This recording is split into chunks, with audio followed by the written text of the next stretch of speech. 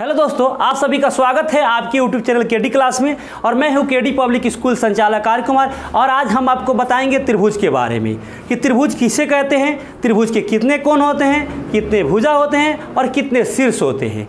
मेरे दोस्तों, हम इतना भी बताएंगे आपको कि त्रिभुज कितने प्रकार के होते हैं। ये सारे बच्चों के मन में चलता है कि सर त्रिभुज कितने प्रकार के होते हैं।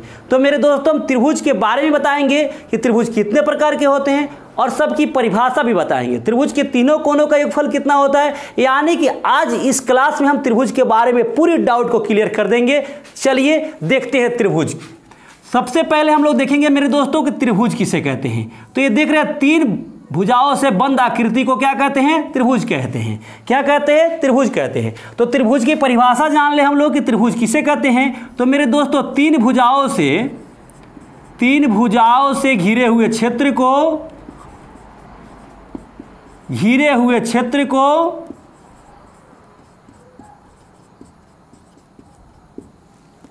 त्रिभुज कहते हैं। क्या कहते हैं, त्रिभुज कहते हैं। त्रिभुज कहते हैं।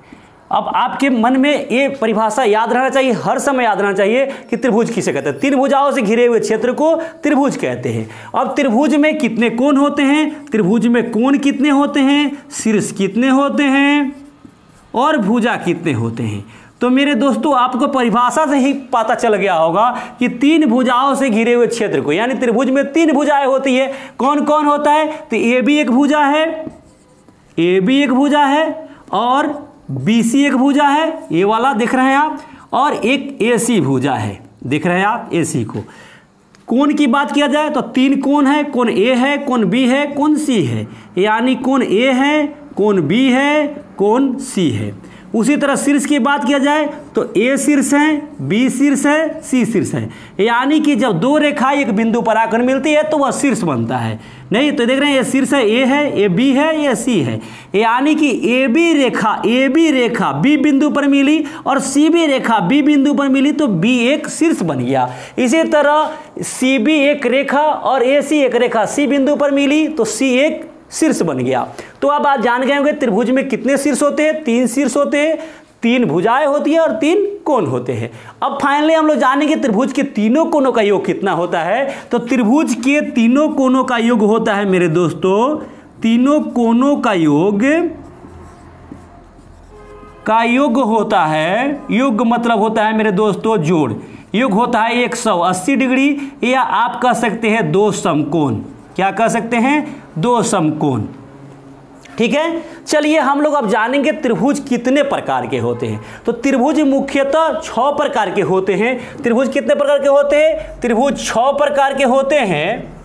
तो कौन कौन होते हैं, तो त्रिभुज 6 प्रकार के होते हैं। भुजा की दृष्टि से, भुजा के विचार से 3 होते हैं, और कोण के विचार से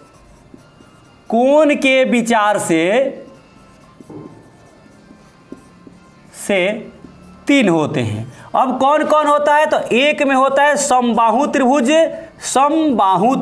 मेरे दोस्तों, आप कहेंगे कि सर समबाहु त्रिभुज होता है एक में। 2 में कौन होता है, तो समद्विबाहु त्रिभुज होता है, समद्विबाहु त्रिभुज होता है। और 3 में कहेंगे आप कि विषमबाहु त्रिभुज होता है। सर कौन सा होता है, विषमबाहु त्रिभुज होता है। उसी तरह मेरे दोस्तों, कोण के विचार से भी त्रिभुज 3 प्रकार के होते हैं। कौन कौन होता है, तो एक में होता है समकोण त्रिभुज।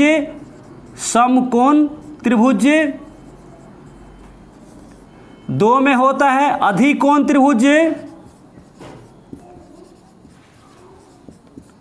त्रिभुज, और 3 में होता है न्यून कोण त्रिभुज।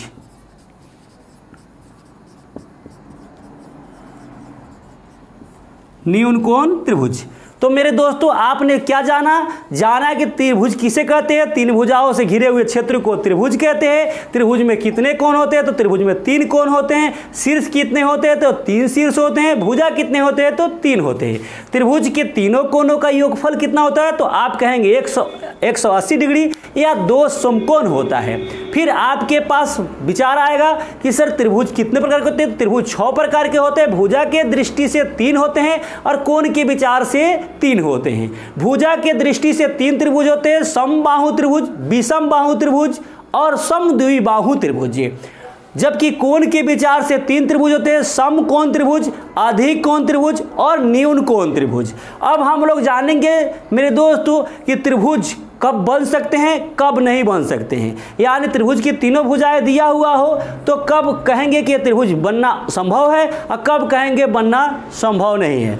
तो मेरे दोस्तों आप जानते हैं त्रिभुज के 2 भुजा का अगर जोड़ा जाए, 2 भुजाओं का अगर योगफल किया जाए तो तीसरी भुजा से अगर बड़ा होगा तब वह त्रिभुज बन सकता है अथवा नहीं बन सकता है। या 2 भुजाओं का अगर अंतर किया जाता है तो तीसरी भुजा से उसका मान कम आना चाहिए, तब वह त्रिभुज बन सकता है अथवा नहीं बन सकता है। चलिए हम आपको बोर्ड पर लिखकर बताऊंगा। चलिए दोस्तों, मेरे कहने का मतलब था कि त्रिभुज की 2 भुजाओं का योग तीसरी भुजा से बड़ी होती है, या त्रिभुज में 2 भुजाओं का अंतर तीसरी भुजा से छोटा होता है। इसे हम लोग पहले अच्छी तरह समझ लें कि त्रिभुज में 2 भुजाओं का योग तीसरी भुजा से बड़ी होना चाहिए। यानी कि आप देख रहे हैं AB एक भुजा है जिसकी लंबाई 3 cm है, BC एक भुजा है जिसकी लंबाई 4 cm है और AC एक भुजा है जिसकी लंबाई 5 cm है। तो मेरे दोस्तों हमारे कहने का मतलब है कि 2 भुजाओं का योग तीसरी भुजा से बड़ा होना चाहिए। अगर तीसरी भुजा से बड़ा नहीं हुआ तो भुजयों त्रिभुज नहीं बन पाएगा, बनाना असंभव है।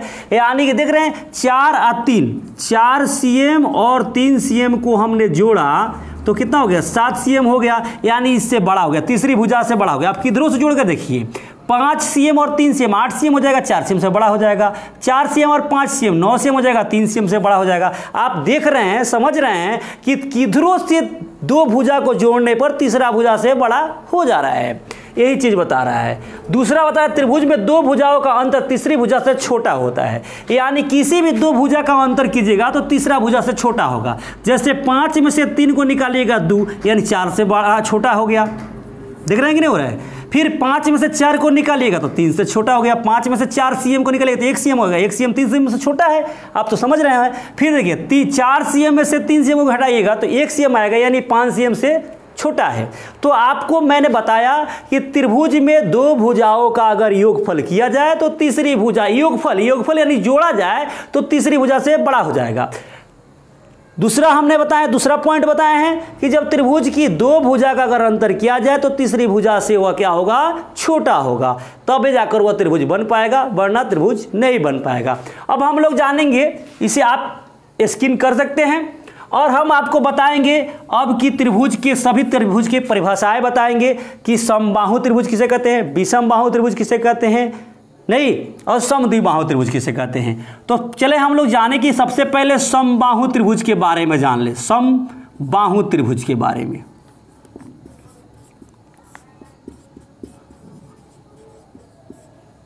किसे कहते हैं, तो चलिए पहले हम इसे मिटा देते हैं और हम आपको समबाहु त्रिभुज की परिभाषा बताते हैं। क्या बताएंगे? सम मतलब होता है बराबर और बाहु मतलब होता है भुजा। जिस त्रिभुज की सभी भुजा आपस में बराबर हो, सम मतलब होता है बराबर और बाहु मतलब होता है भुजा। यानी सम मतलब होता है बराबर, क्या होता है? बराबर, और बाहु मतलब होता है भुजा। तो मेरे दोस्तों आप समझ रहे होंगे, जिस त्रिभुज की सभी भुजा बराबर हो उसे समबाहु त्रिभुज कहेंगे। तो आपकी परिभाषा हो जाएगी कि जिस त्रिभुज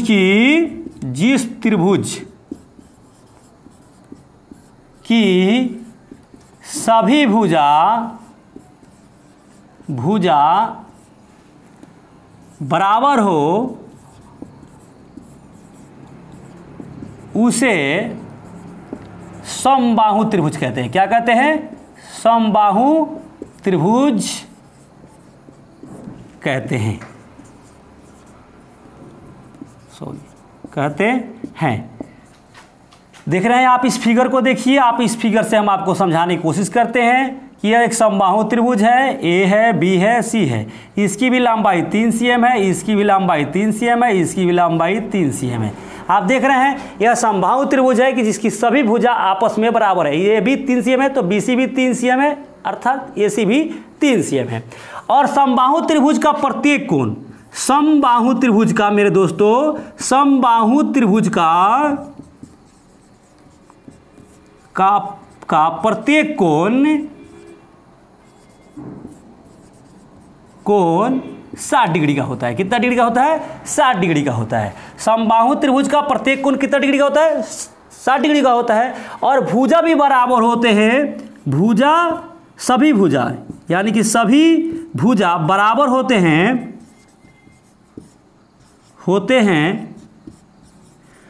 तो सभी कोण बराबर होते हैं। यानी कि आप कह सकते हैं कि सभी कोण 60 डिग्री होते हैं। ये 60 डिग्री होगा, ये भी 60 डिग्री होगा, ये भी 60 डिग्री होगा। तब जा कर के त्रिभुज के तीनों कोणों का योग 180 डिग्री होगा, है ना। देख रहे हैं 60 डिग्री 60 डिग्री, 120 60 180 डिग्री हो जा रहा है। तो चलिए दोस्तों, समबाहु त्रिभुज के बारे में आपने जान चुका। अब हम आपको समद्विबाहु त्रिभुज के बारे में बताएंगे। सम मतलब होता है बराबर, और द्वि मतलब दो, और बाहु मतलब भुजा। यानी जिस त्रिभुज की दो भुजा आपस में बराबर हो उसे समद्विबाहु त्रिभुज कहेंगे। क्या कहेंगे? समद्विबाहु त्रिभुज को परिभाषित हम कर दे, यहीं पे कर दे रहे हैं। समद्विबाहु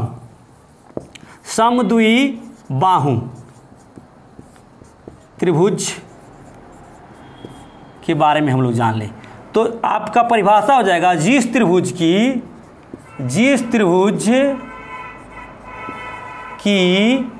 दो भुजा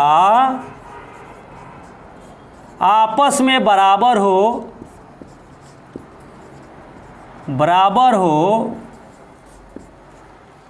उसे समद्विबाहु त्रिभुज कहते हैं। समद्विबाहु त्रिभुज कहते हैं।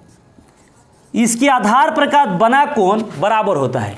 इसके आधार पर का, समद्विबाहु त्रिभुज के आधार पर का बना कोण, मेरे दोस्तों आप नोट में लिखिएगा कि समद्विबाहु त्रिभुज के आधार पर का बना कोण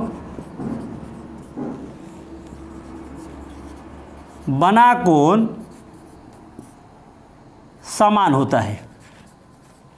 समान होता है या बराबर होता है, आप कह सकते हैं।